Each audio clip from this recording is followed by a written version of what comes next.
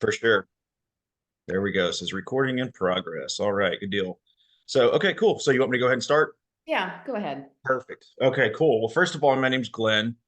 I am the owner of a single DexaFit location now that we actually just celebrated our 1 year anniversary on the 28th, also my now 9-year-old son's birthday, and have had overwhelming success with that location. It's been not to mention extremely rewarding and things like that. But the quality of interactions that I've had with people over the last year that again I've had the privilege to have it's been overwhelming, to be honest with you. I think we're at like 2,300 clients now and things like that. We've just seen, I always say, and that maybe this sounds cliche or cheesy, but I always say that I would pay my clients to be there just because I get to be able to witness their journeys, good, bad, or indifferent. But most are positive, so that's really, really cool. So I actually got involved in Dexa technology because of, well, several reasons really, but the kind of the overarching reason I would say is my wife. Ultimately, we had three kiddos together.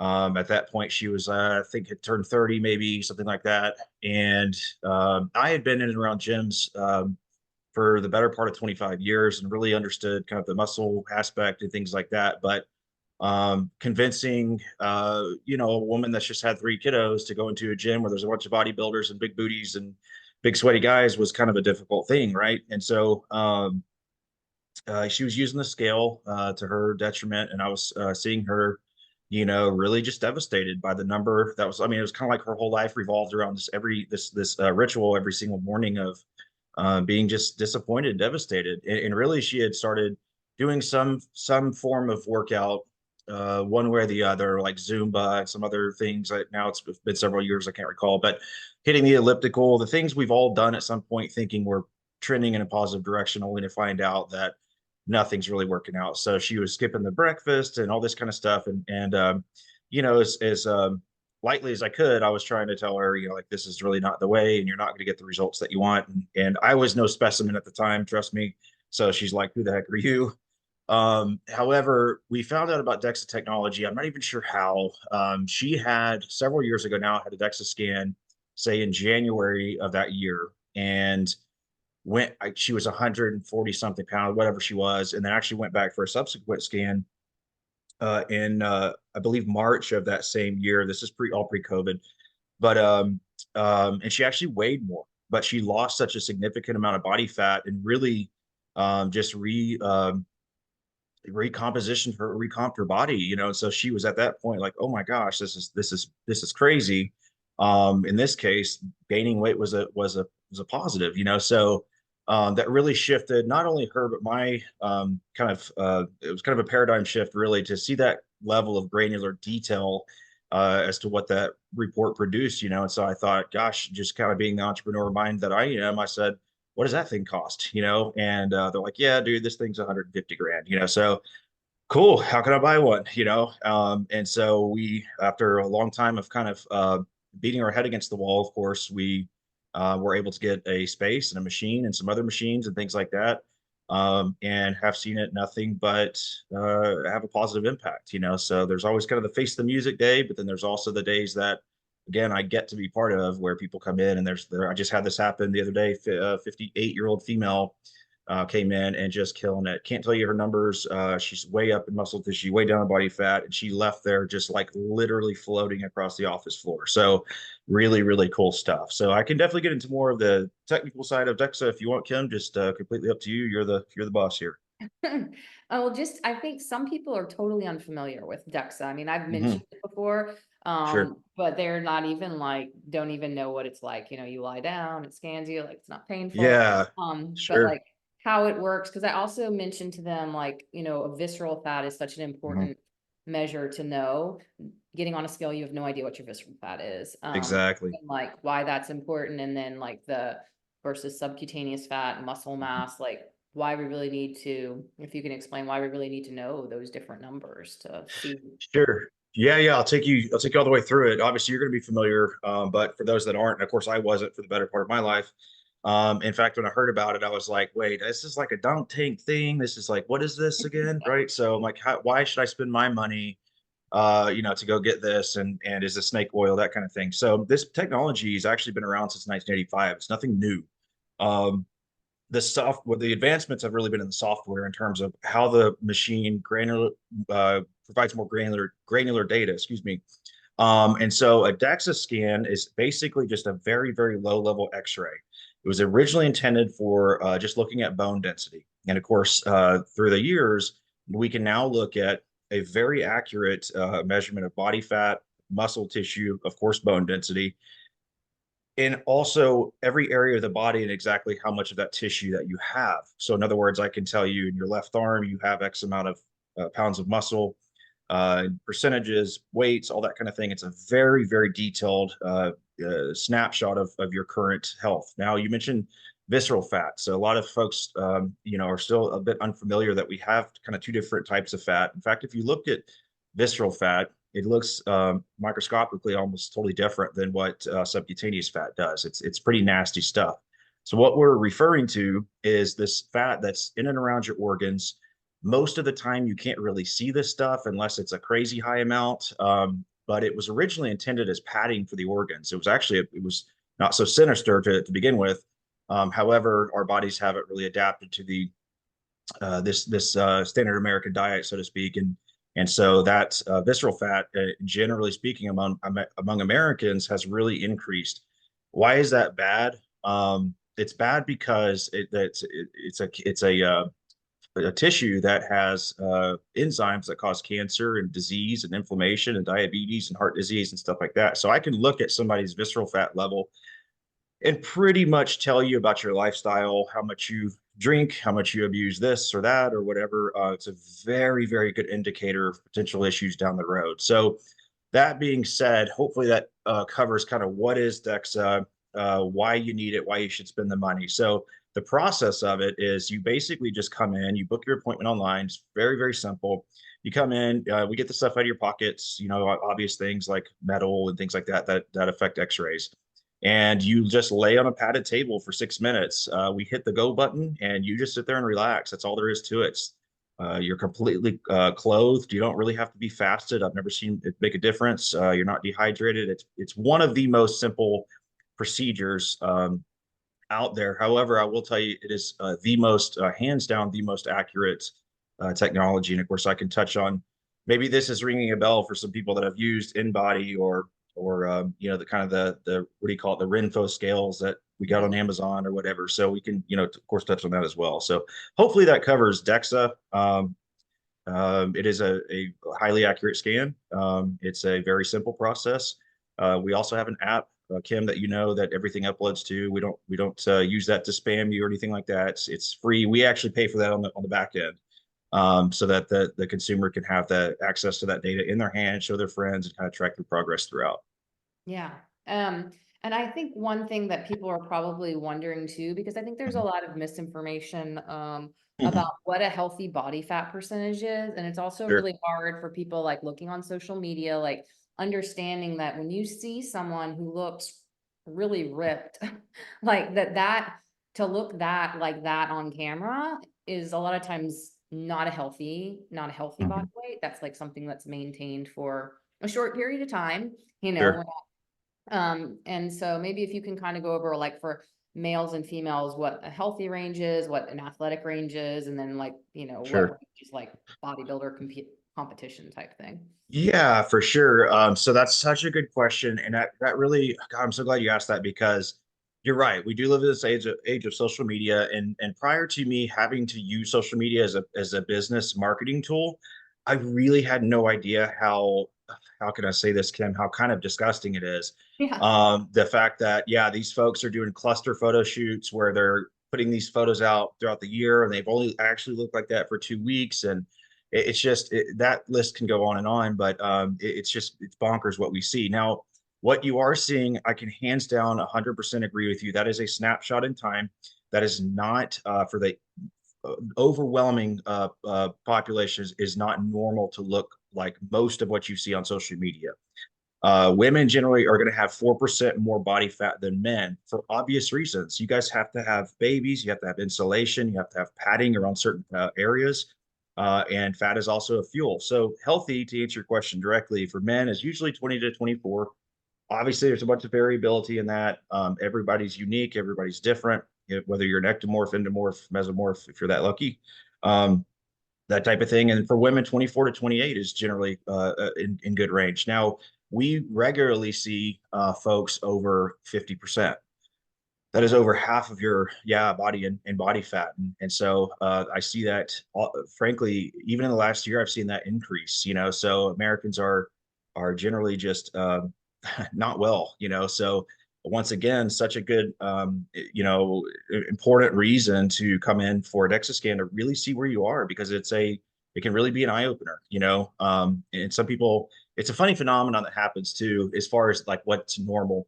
Healthy people, in my experience, this is anecdotal, but I've done a lot of this, think that they're less healthy than what they are.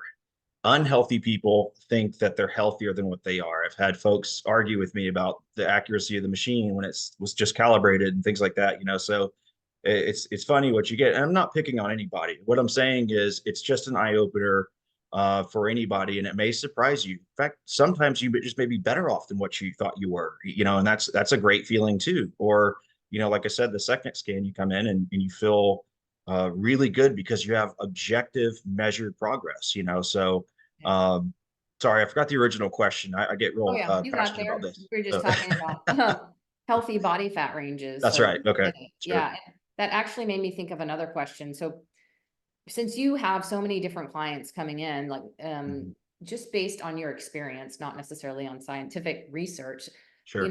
rate of muscle gain. Like I can never find, I mean, I haven't been able to find anything that like definitively says what's normal. Like I've seen like a study for like men that are younger, and Sure. but nothing like obviously for women it gets harder once we hit 40 and once postmenopause. You can still Of build muscle, course. but it's a slower gain.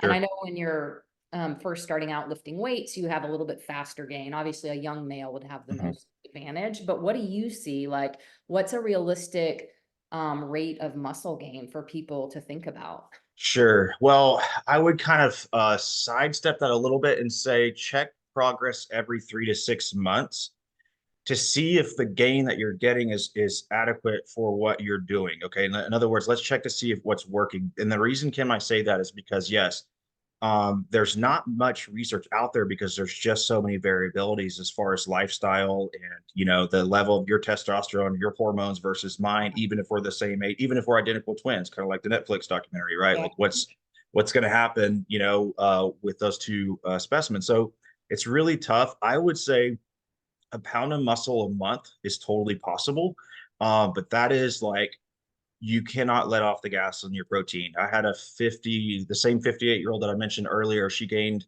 I believe, 6 pounds in 5 months. Okay. And so, which at 58, she's actually still premenopause. Obviously, I'm not going to mention her name, but but she's one of those that once she sticks with something, she is not going to let up, and it clearly showed. So I've also seen younger guys that have struggled to put on muscle. It could be genetic or could be hormone deficiencies that they're unaware of, or hereditary things. So it's really really really hard to say. I can give you the anomalies, of course. I can give you the people that did things and did them naturally, and of course we're going to know if you're not doing things naturally, whatever. Not a big deal, not here to Yeah. judge. Yeah. But obviously that's a whole different level, right? So but yeah, Kim, it's really hard to say. I've seen it all over the board. The main thing is that as long as you're gaining muscle, okay, or say this, if you're losing fat and maintaining muscle even, we're good with that.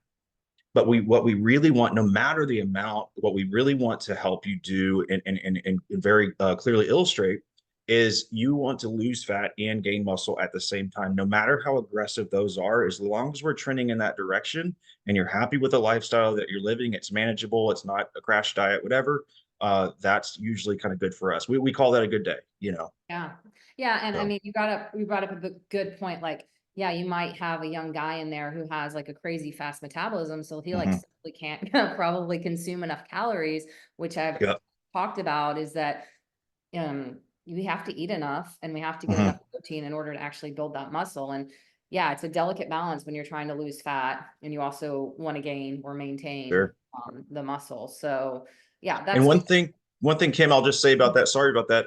yeah, And you and I read off the same sheet of music. We both know that, right?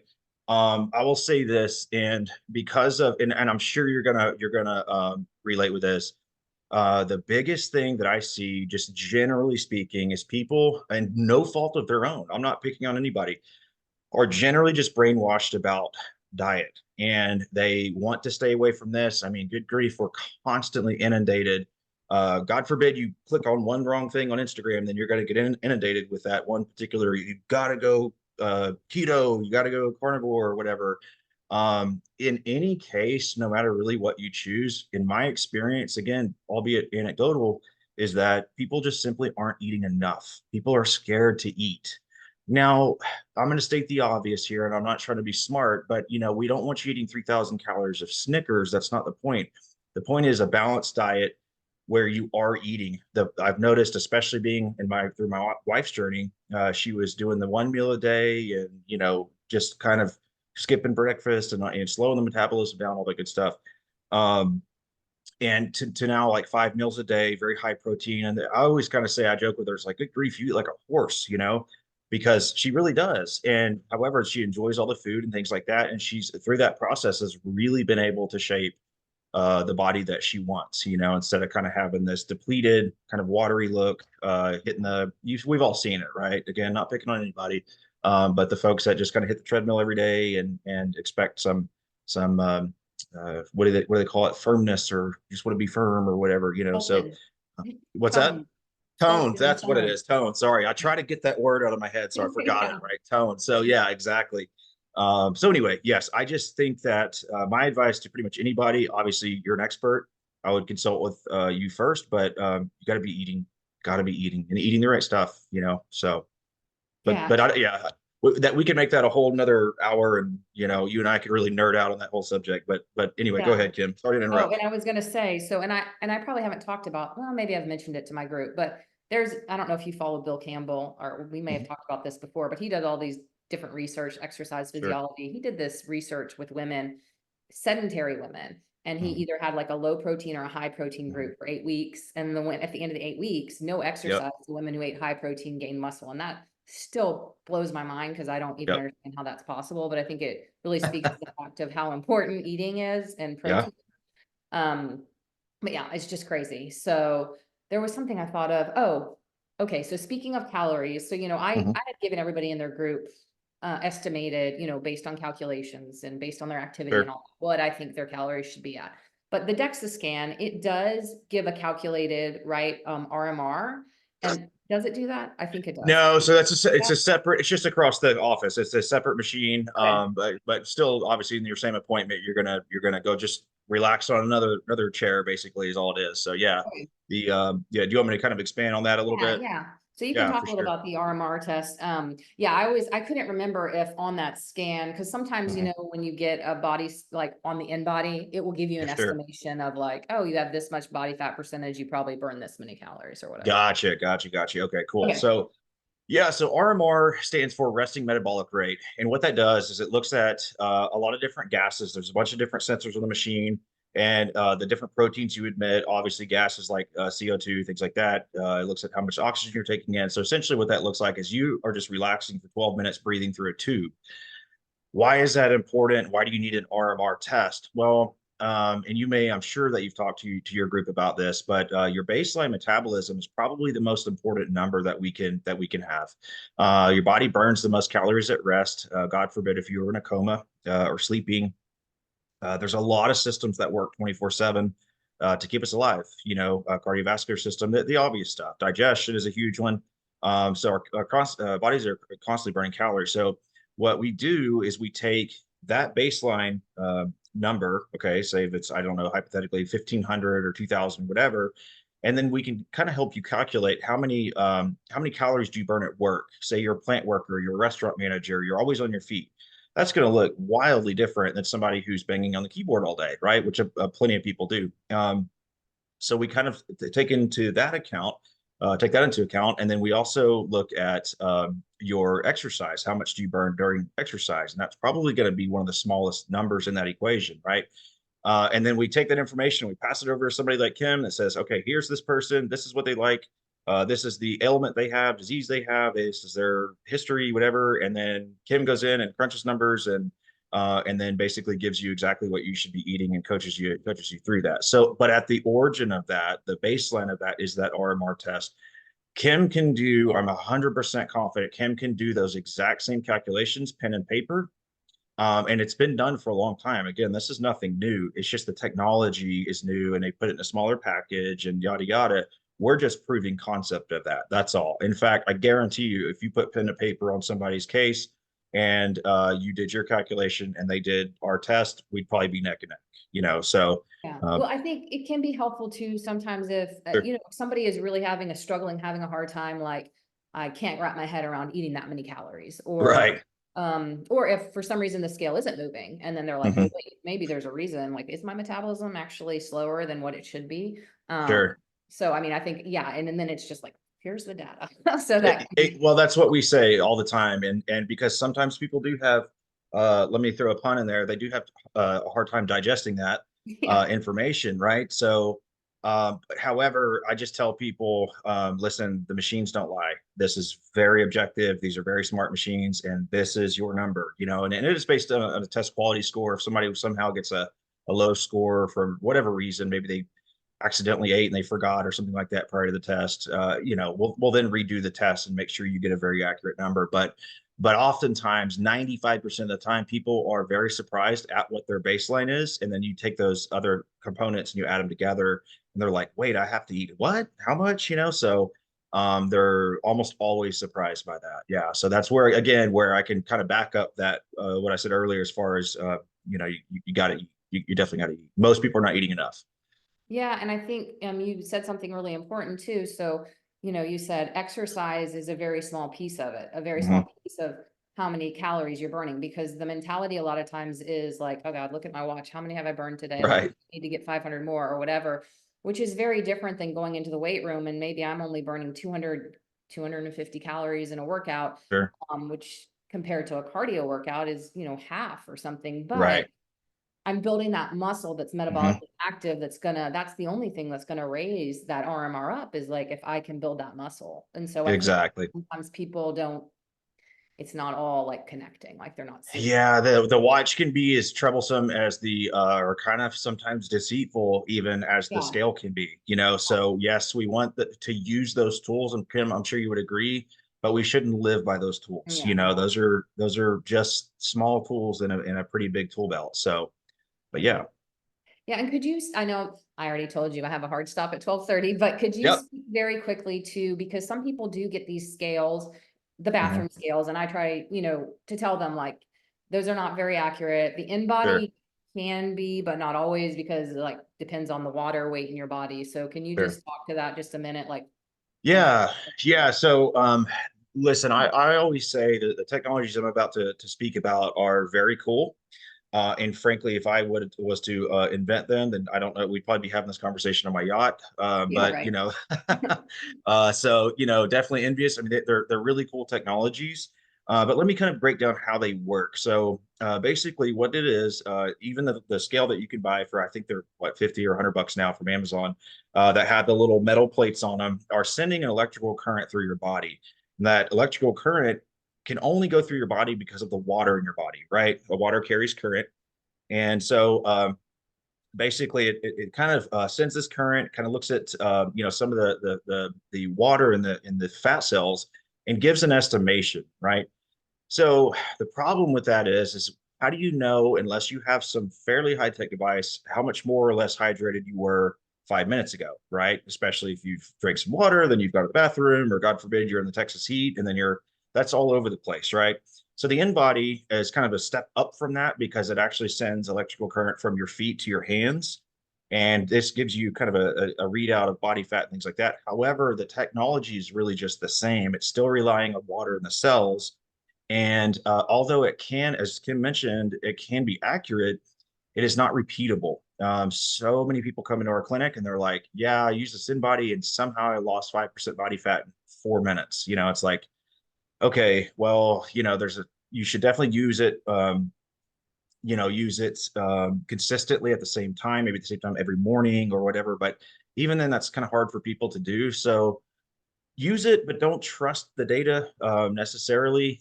They are kind of prolific. They're kind of everywhere, and I think every gym's got one now and things like that. However, don't take that data to the bank because most of the time it's going to be inaccurate.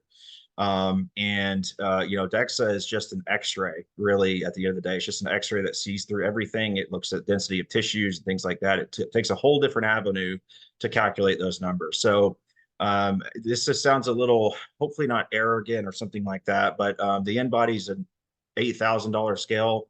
A Dexa machine is $150,000, 800-pound hospital equipment, piece of equipment. So there is definitely a difference in accuracy between the two. And I certainly hope there is, because yeah, that thing was expensive. So Yeah, I mean, it is recognized as the gold standard now. Like they sure. used to say like the underwater weighing or water Yeah, displacement or whatever, like, but now they say, yeah, like that is the sure. best thing to do is the DEXA. So since we just have a couple minutes left, I'd love for you Yeah, to just kind of tell people where you are. You sure. mentioned there might be some new locations coming and Yep. just let them know how to get in touch with you and all of that. Yeah, for sure. I appreciate that, Kim. I appreciate the conversation. So yes, next location, we've already signed on for Pearland. It's very centrally located in the Houston area. That was very intentional and deliberate on our part. So that way people coming from all over can kind of hit the Beltway, and it's right there, south of the Med Center and all that kind of stuff. However, next location, I've had people basically begging me to go to Cypress. Yeah. And so, I've owned all the rights to that. Also, of course, you can find us on Instagram. That's kind of where we are. That's kind of where we reside mainly is DexaFit_Houston. And then also, if you haven't seen the documentary on Netflix, it's called You Are What You Eat. My good friend Amy was featured in that documentary for her location in the Bay Area of California. And if you're wondering more about kind of DEXA scans and DexaFit in general, you can check that out, and it gives a pretty good summary of kind of what we do and things like that. So the other thing too, just real quick caveat, Kim, that I know you have to run, is that I now work for the board of DexaFit as the corporate health and wellness manager. Their director, I guess, is the title they gave me. Sounds real fancy, but basically, I'm in charge of recruiting corporate contracts for companies nationwide, really around the globe, because now DexaFit is a global company. And so the idea there is that hopefully I can get your employer to pay for your DEXA scans. So you don't have to fork over the money. And on top of that, we're in the very end of the FDA trial uh, for a DEXA scan and the artificial intelligent part of the app, so that way your insurance can pay for your visit. So anyway, DexaFit_Houston, DexaFitLC.com. You'll see some cool videos on there. Be able to schedule an appointment, things like that. Kim, I really, really appreciate it. Yeah, thank you. This has been great, and congrats on your position and all that. That's awesome. Really excited that you could potentially be out here in Cyprus as well. So, Yeah, for sure. Yeah, thank you. I appreciate it. Listen, next thing for me is podcast coming up. You're going to be the first guest. okay, awesome. I'll All be right. ready for it. And Sounds good. oh gosh, I didn't mean to do that. Uh-oh. Oh, I disappeared. Well, you can probably see me. I don't know what I Yep. clicked. But anyways, I will post your information on our page when Awesome. I repost this for the group. So, Thank you so much, Kim. I appreciate it. all Take right. care. Have a great All right. day. Bye Okay, now. bye. Bye-bye.